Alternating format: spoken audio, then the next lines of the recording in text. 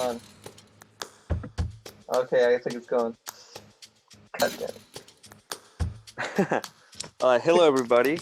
Welcome to the RoughCut, a podcast where we discuss movies that you have not seen but definitely should. On today's episode, we'll be discussing The Sound of Metal. Then we'll skip The Sound of Music and we'll conclude the episode with some of our movie recommendations. Because life is short, we'll dig right into a conversation spoiler free. Spoiler free? Yeah. What kind of podcast is this, man? You're right. At this point, only spoilers only. Yeah, maybe we'll do some spoilers. It's hard to talk about a movie without discussing some scenes and something. But again, like you, the listener, haven't seen this movie, and maybe some of these scenes are like, "Hey, I want to see it rather than hear it." So maybe we'll be able to move you that way and put you in a nice couch and turn this movie on. But are you up? Or up, I guess. Without further ado, The Sound of Metal is a Darius Marder film starring Riz Ahmed, Olivia Cooke, and Paul Raci. Right off the bat, Riz portrays a drummer who has to deal with a loss of his hearing. The film was released on December of 2019. That's right, folks, a pre-pandemic film with a 91% audience score on Rotten Tomatoes. I thought this movie came out in January of 2020. I don't know why. Maybe because we're just too busy living life outside of our homes to sit down and watch a movie. So prior to this film, Darius Marder only made one documentary in 2008, but he was a screenplay writer for a really good movie called Place Beyond the Pines. Abraham, have you seen that movie? I was gonna ask you because I was looking up, what else this guy had done, obviously. No, I was interested by it, but I have not seen it. So A Place Beyond the Pines, it's a really good movie. It's really, really long, and that is why that movie has 3 screenplay writers in it. And Darius Marder was one of them. And this movie stars Ryan Gosling portraying a kind of like a not a gangster, but just someone who's like is trying to better his life and his wife's lives by doing some like one last gig kind of idea, just it's a good movie. So moving on to Riz Ahmed. So I thought these actors were new, but I guess they weren't, because Riz Ahmed, he is best known for Rogue One. Yeah. Oh for my the God, hentai porn film Rogue One, where he has some kinky moves with the tentacle monster. It's quite to watch. And then Olivia Cooke is best known for portraying Emma Decody in the TV series Bates Motel. And Paul Raci, like that guy or Raci, I guess, I don't know how do you pronounce his last name, but he has been all over the place. He's in a lot of sitcoms. Yeah, this movie it's a pre-pandemic film. I really liked it. But before I start talking about it, Abraham, what were your thoughts, or what was your initial reaction when you finished the film? Well, it was good. It was good. It was definitely emotionally impactful and what have you. Had a great performance, obviously. I think the only thing I had seen Riz Ahmed is in his small role in Rogue One, where he didn't really get to do much except explode after he gets raped by a tentacle monster. So he's definitely moving up in the world, I suppose. Oh, I think he was also a Nightcrawler. Yeah, no, he was a Nightcrawler, and he was on HBO's miniseries The Night Of, where he portrays this guy who may or may not have committed a crime, and he's really good in that movie. His facial expressions, the way he emits emotions, really shine that movie. Obviously, the face of fear by getting eaten by an octopus monster in Rogue One may have been overlooked by the Yeah. But in I think this that movie, definitely dude. outshines any of those other movies. Oh, He also gets yeah. killed in Nightcrawler. God damn, this guy just plays people with bad luck. I gotta tell you, Oh, what's the name of the guy from Game of Thrones who gets his head cut off in the first like 3 episodes? Sean Bean, but more Yeah, masochistic. he's the new Sean Bean, just putting Uh, himself out in the line for the greater good. Um, yeah, yeah, I no, thought but the that. whole what? Oh, now you go first. Oh yeah, I was just gonna say the whole movie felt very streamlined. Like it didn't seem to waste any time. It puts you right into the character. You're introduced to, you know, him and his band, led by Lou, and he just immediately notices that he's not hearing, and he, sort of shows him going through all the stages of sort of denial and sort of learning that he's gonna have to live with this somehow. And I think for Yeah, a drama that's about, you know, going through change and accepting that your life is gonna now go in a different direction. Maybe it's sort of also about a breakup in a way. Um, it hmm doesn't overstay its welcome and it keeps moving. Like I think the movie's about 2 hours long, but I never felt like it, you know, dragged or I never felt bored throughout the whole movie. And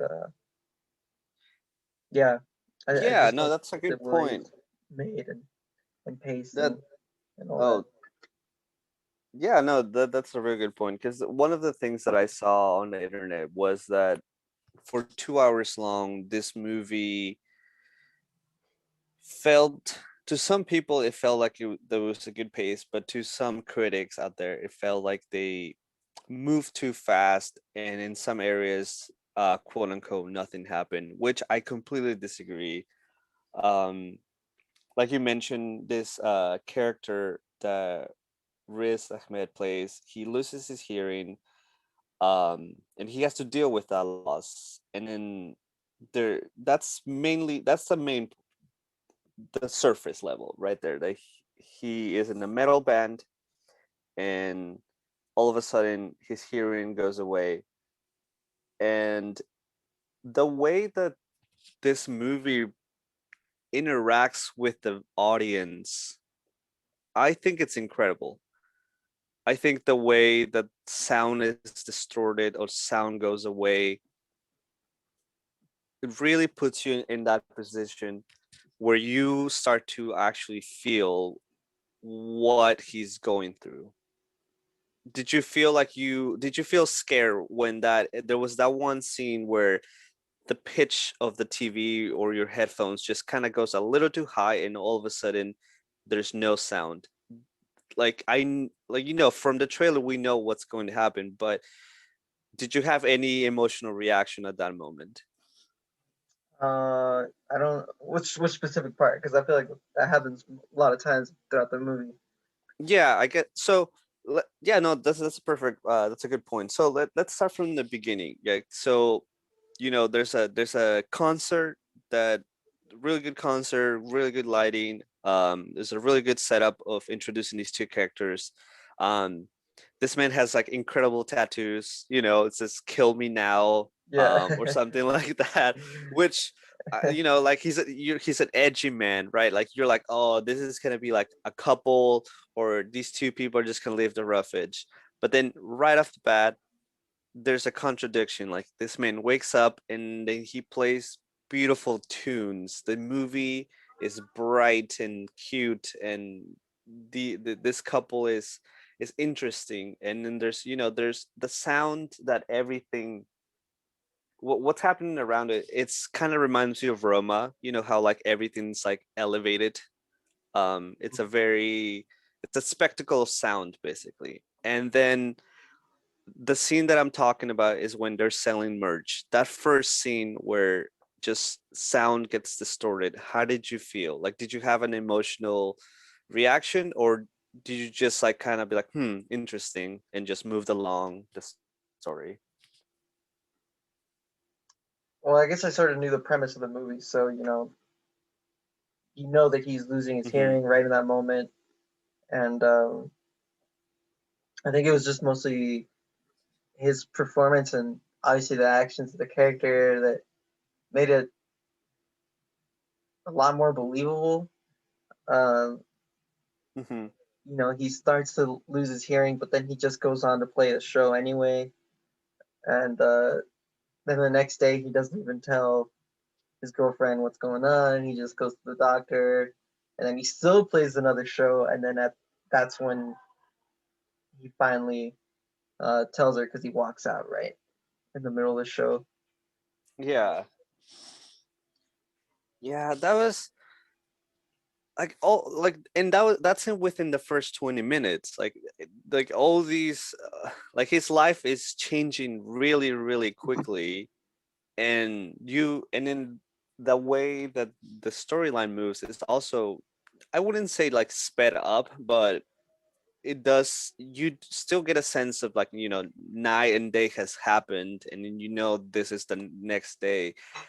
But just within 20 minutes, I personally felt suffocated by that feeling. I was like, oh shit, he is doing everything wrong, because the doctor tells him to do one thing and he does the opposite. Right, he doesn't And care which. That's the thing is you see that character action, and I immediately I don't know, sympathize or empathize. I don't know what the correct word is with this fictional character, but mhm. I don't know if you hear that, oh, you're gonna lose your hearing basically forever. It's not coming back. Uh, I don't know. You might as well go out with a bang.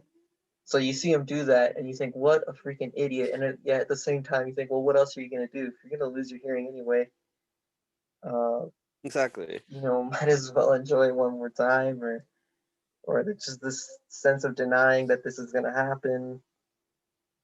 Yeah, it was just made him very relatable, of course, and the rest of the movie is basically just about whether he accepts this or not. The end of this I mean, or not. And he obviously tries to fix it at one point, and the conclusion of the movie is basically how he accepts that attempt to fix uh, loss of his hearing. and that moment where like that, because based on his tattoos, based on what kind of music he plays, his you kind of have the sense, you understand him, like he's a metal dude. um he doesn't want to give up, and he really wants to keep going and find ways to go back to his music. So that he's young and he's just gonna have that fuck it attitude. And in a way, like in those moments, in those scenes, I thought of Whiplash. I really thought about Whiplash, and how in Whiplash you have this character who wants to be the best drummer, wants to be the best jazz musician, and then there's a tour de force, uh, played by J.K. Simmons, who's like, "Nah, you're not good enough," And in Whiplash, to keep battling back and forth. Um, and that's kind of what I felt like in the first half, that he is this character who's like, I'm a musician, I have this fuck attitude, I'm young, I'm gonna find a way to get better and get back to my girlfriend. I want my life to be stable again. And then there's this force, but unlike Whiplash, it's not loud, it's not there in your presence, it's just kind of around him. And I like I mentioned earlier, like I started to feel suffocated, and every time sound distortion or the lack of sound, because this movie is very interactive with the audience, I start to like just feel like myself, like I was getting pushed down. And then I started to think, like, man, like I use my eyes so much to paint, to do my work, to do things on my laptop. What would happen if I lost my eyesight? And my question to you is like, do you know anybody who just all of a sudden has gone deaf, or blind, or anything like that? Oddly enough, I do. I knew someone from the church back when that was the thing in my life, and this lady who I knew all my life, and I don't know, nothing. I never would have expected this. But then years later, after I'd stopped going to church, I ran into her, and Mm-hmm. she was totally blind. You know, you do that thing where you're like, oh, should I pretend that I don't see this person? But then I realized Mm-hmm. she was sort of looking like directly in my direction, and Mm-hmm. she didn't acknowledge me. So I was like, oh, damn, that's stone cold. Then I realized she had a little sort of walking stick, and Yeah, just the then I realized, context oh, damn, I clues. think this person's actually blind now. Yeah, and even like if even if you don't know her, it just affects you because it's just by that context, you just kind of start thinking like, oh, how much of your life has changed? You know, Even anybody right, who's randomly gone blind. right, like Yeah. it's insane. Like I mean, like you play guitar, like so you know, obviously it's maybe some of these senses like going away might not impact you, but in a way I mean small things might change, you know, because you can still feel, but the hearing part, like how would you know what the tune sounds, right? Yeah, of course. Yeah, as a musician myself, obviously, if I lost my hearing, I would, I love music, of course, and I think that's why maybe it was so impactful to me. It was just because yeah, I totally felt the character's, fuck you attitude because, of course, you don't want to lose your hearing, Mm-hmm. and more than that, of course, you find out that he's a former heroin addict, and when he first goes to the deaf colony, Mm-hmm. the guy asks him, how long have you been clean? And he says 4 years, and then he asks about the girlfriend, and he goes, "How long have you guys been dating?" He says 4 years. So you sort of put together that he's clean basically because of her, right? And Mm-hmm. so the whole movie is an attempt of him trying to hold that relationship together. It's almost like the hearing is incidental. He will Yeah. gain the hearing back because he wants to hold on to this girl because the girl's basically saved his life in a way, Mm-hmm. right? Yeah. Which is why Yeah, I think and the whole movie is sort of more metaphorically about a relationship and basically a breakup because he doesn't want to admit that the thing is over. I'm Uh, glad you said that because my first line that I wrote here on my notes, and I don't know if it ruins the integrity of the rough cut with having notes, but Buzz, no notes. I, This guy's work is I great. know. No, I'm just kidding. I Well, told you to dump some notes. yeah. Well, I just wrote in like big bold letters. Is this a Is this a love story, or is this a tragic story? And I guess romance and tragedy go hand in hand because as much as as much as we talk about the way this movie portrays being deaf and the way the deaf community is portrayed in this movie, in the back of the line, the backbone is this guy is about to lose his girl and his music, but most importantly, he's about to lose the most stable thing he's ever had in his life, Right. in this 2 hour time frame. That's what we learned. And I did not get that until he asked that question, how long have you been clean and how long have you been with your girl? And then he said the exact same years, and then read there, and then I was like, oh, okay, got it. This is a story about losing someone, and then you just need to hold on. And the the elevator, or the thing that we're writing to tell the story, is going deaf and his love of music, which brings us through a really like interesting journey, a journey that take steps away from that and then teaches the audience what the deaf community is, and then like the process of learning sign language and all of this. But then it takes you back into the original story, which is when he reunites himself back with the girl.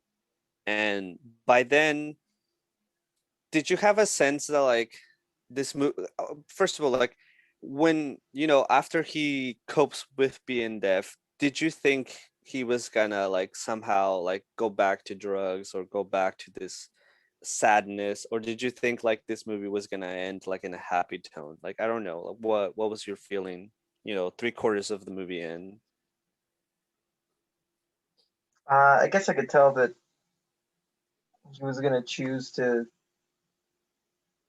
move on. I even thought at one point that right, he gets in order to learn sign language, he gets put in a class with a bunch of kids Hmm. who are all deaf, right?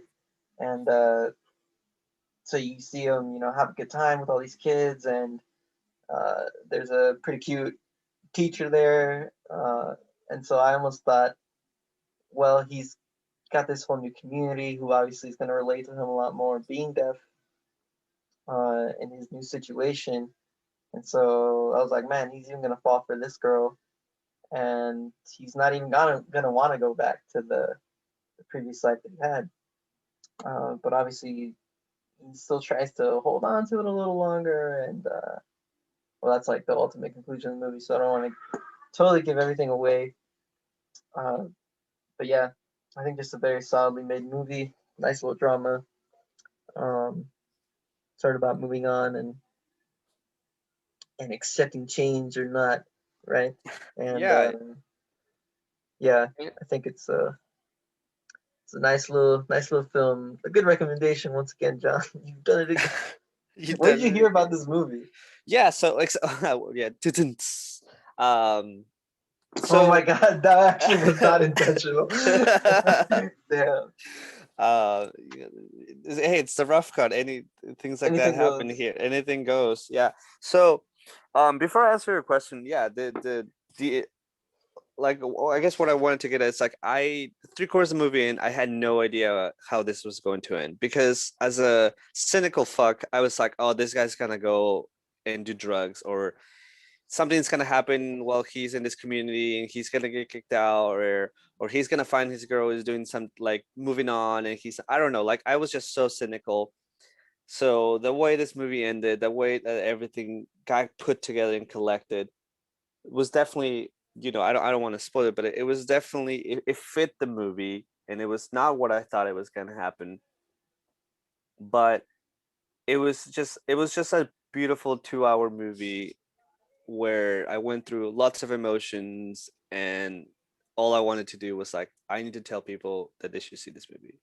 And this kind of relates to how I heard. So like last year, around January, Oscars is gonna come up and I was like, oh shoot, like this movie is in the talks, through other podcasts and I wanted to check it out.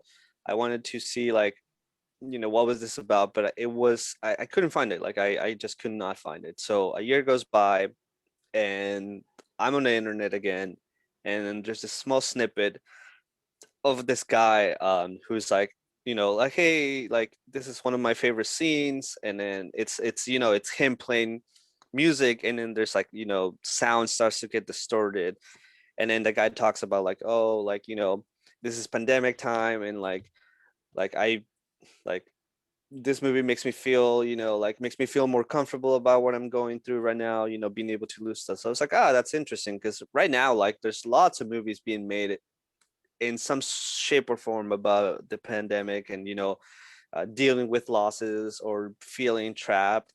So I'm not really interested in that because I don't go to the movies to relive what just happened in the year, So I kind of want to get out of this world. So I kind of put it away and then I kept just hearing more and more buzz about this movie, like it just in some way, shape, or form. Like, because I'm obviously we watch movies, so I'm subscribed to a lot of shit related to that. Um, so I was like, all right, fuck it, let's watch it. I rewatched the trailer. I was like, okay, this sounds good, and I don't know, like it just worked out. Sometimes those kind of movies that people talk about on the internet sometimes don't work out. Um, and for this one, I didn't read any reviews. I was like, I'm not gonna do that because it's already been a year. Like people backtrack on their own what they think about. And then there's so many other movies being made right now and so much buzz. So I thought like go back maybe a year or two. And I honestly think this. Not a lot of people saw this movie. I mean, did you ever come across this movie in some shape or form on the internet? No, I'd never heard about it. That's so crazy. Yeah. Um, and I think that's largely because it's a Amazon original movie, Oh, is it? and Yeah. So they don't. I don't think they advertised it that much, or only those who peruse extensively through the Amazon Prime catalog are gonna find it. I think. Oh my god, I rather freaking shoot myself in the foot than use Prime Oh my Amazon god. Prime. It's so terrible. It's just like I'm on it right now, and like I don't know what is free and what I have to pay $1 million to watch. Oh, it's so arbitrary. Yeah, it's definitely a minefield. Yeah. Oh shoot, Macbeth is on here. The one with Michael Fassbender. Michael Fassbender. That's a good one. That's a good one. Yeah. Yeah, I saw it. Okay. Yeah, I'll It's watch definitely it. very 2010s in terms of the style, but it's made very well. Of course, Nice. it's all in the Shakespearean talk. They don't modernize it Oh yeah, I don't know about that. or say anything like that. So it's yeah. I think Macbeth was also in general one of my favorite, or one of the only ones that I like in general of Shakespeare's plays. Yeah. So should I watch it then? Is this something that I should check it out right now? Yeah, this is a recommend. Sure, I'm gonna go Okay. ahead and recommend it. Put my money where my mouth is. Yeah. Nice. All right, I'll put in my queue. All right, so we're gonna move to The Sound of Music. Completely different story. The Sound of Music. This 1940s movie. Nah, I'm kidding. I just thought it'd be a good joke. Yeah, Oh man. But yeah. yeah. Check out the Sound of Metal if you have. Oh, by the way, it's not the Sound of Metal. It's Oh, Sound of Metal. it's not The Sound of Metal. It's Oh, not the. It's just Sound of Metal. It's cleaner. They got the really? advice from Justin Timberlake. Oh, He walked onto the set at the time. He was like, "Take off the. It's cleaner," and then he left.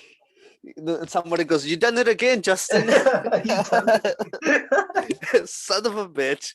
Yeah, exactly. Damn, that's crazy. Uh, yeah, like yeah. I mean, on the spirit of the rough cut, yeah, watch it. Just fucking watch it, man.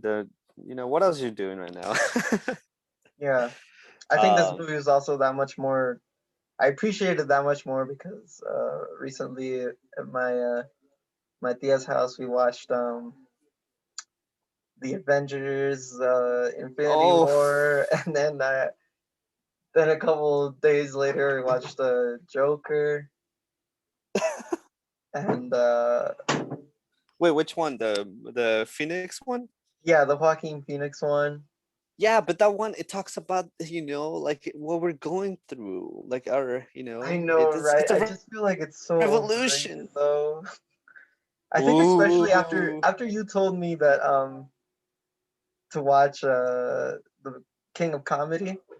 Oh yeah, So yeah. after watching Joker, I watched Taxi Driver and then I watched King of Comedy. And after seeing those two movies, I was just thinking, what's the hype about this Joker? I feel like it's just a poor man's version of both of Yeah, these movies, but with none of the potency of either of them.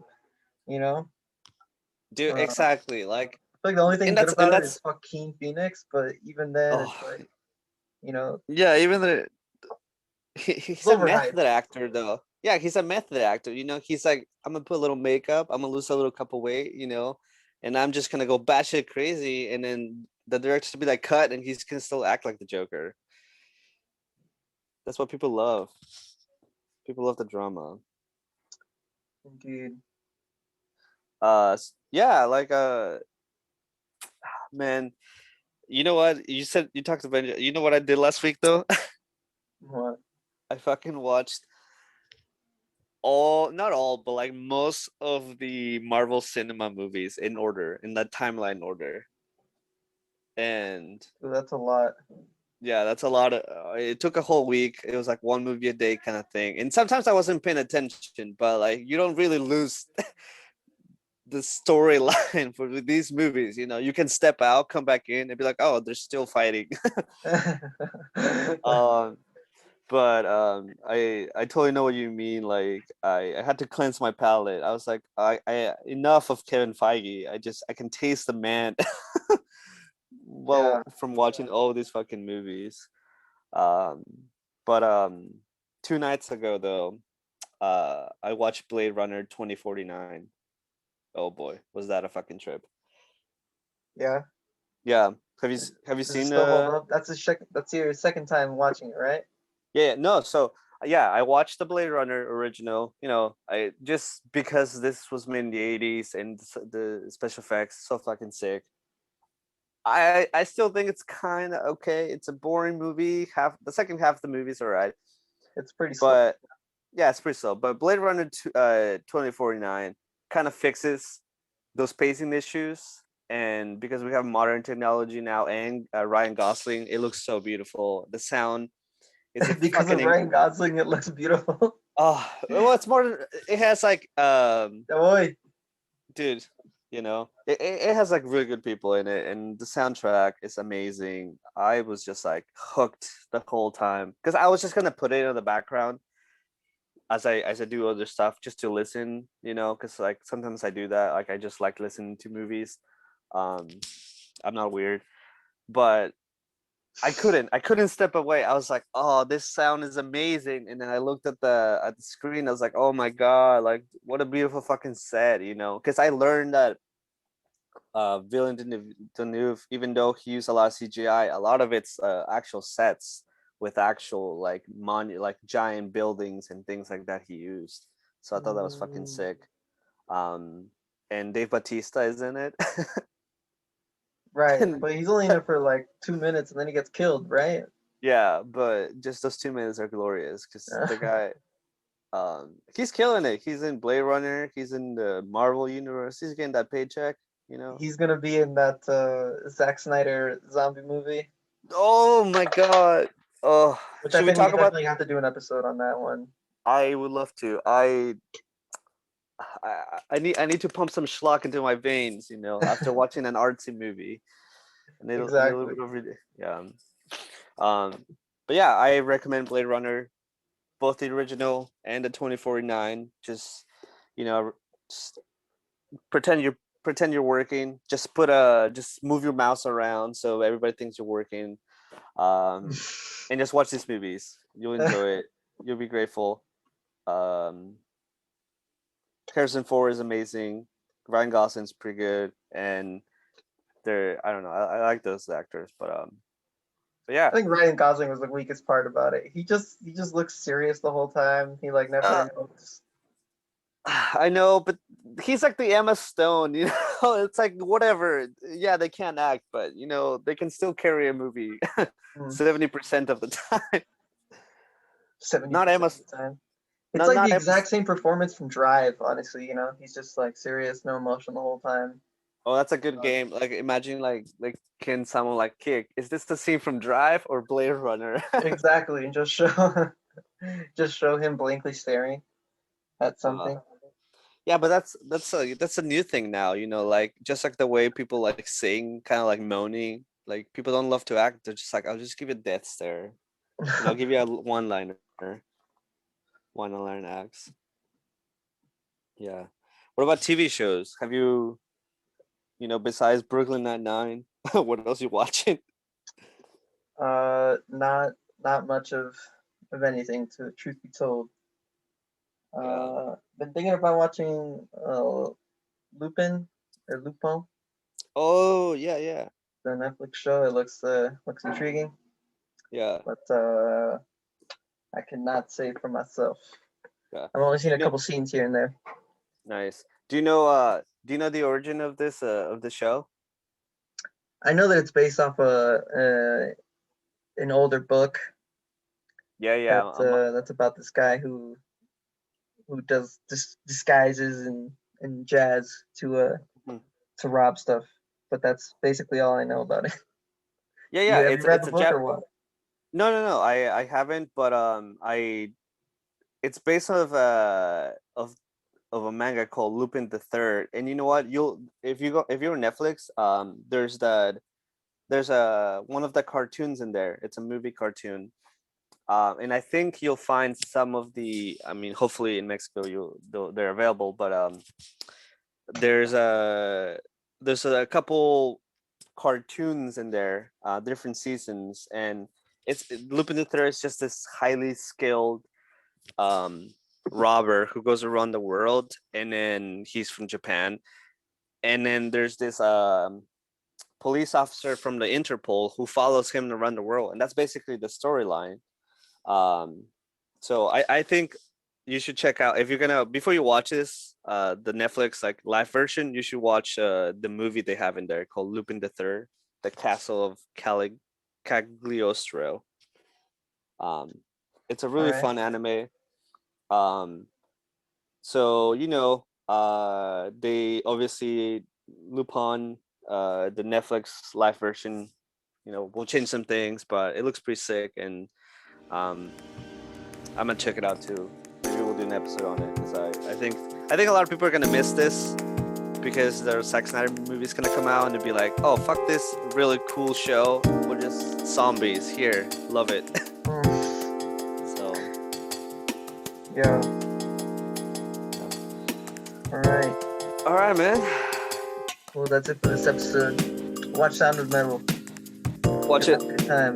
Yeah. Talks from all the Marvel and superhero. Stop watching cooking shows. There's only one way of cooking pasta. But there's only one way of knowing what it feels to lose your loved one. Watch Sound of Metal. Swag.